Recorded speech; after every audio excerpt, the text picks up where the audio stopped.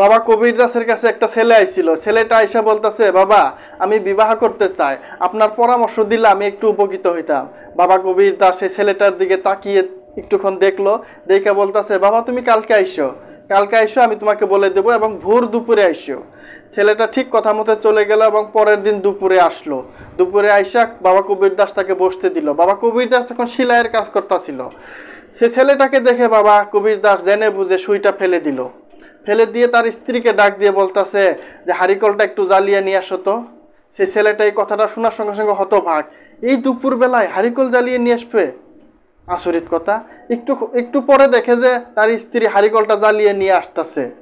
ছেলেটা তো আরও অবাক, মনে হয় কবির বাবা পাগল, তার স্ত্রী আরো মহাপাগল, বললেই আনতে হবে।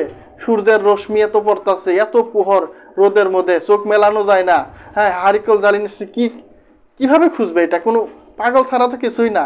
তখন সে ছেলেটা মনে মনে এটা ভাইবা বাবার কাছে অনুরোধ করলো, বাবা আমি তো কিছুই বুঝতেছি না, আপনি কি করতেছেন। তখন বাবা কবির দাস তাকে বলল, বাবা যখন দুইজনের মধ্যে এত মিল মহব্বত থাকবো যে একজন প্রশ্ন করলে আরেকজন কাউন্টার হিসাবে কোনো কিছু হেরি করবে না, তখন তুমি অবশ্যই বিয়া করো। যখন দুইজনের মাঝে এত মিল থাকবো যে একজনের প্রতি আরেকজনের এত আস্থা থাকবো, এইভাবে যেভাবে তুমি দেখলা, অবশ্যই তুমি বিবাহ করো। আমার মনে হয় না যে সে ছেলেটা বিয়া করতে পারছে, কারণ এইভাবে বউ পাওয়া অসম্ভব। আমার মনে হয় না যে ছেলেটা পরবর্তী বিয়া করতে পারছে কবির দাসের কথা অনুযায়ী। এখানে আরেকটু বোঝা যায় যে কবির দাস এবং তার স্ত্রী কত মহব্বতে ছিল এবং কত আন্ডারস্ট্যান্ডিং এর ভিতরে একটা ছিল।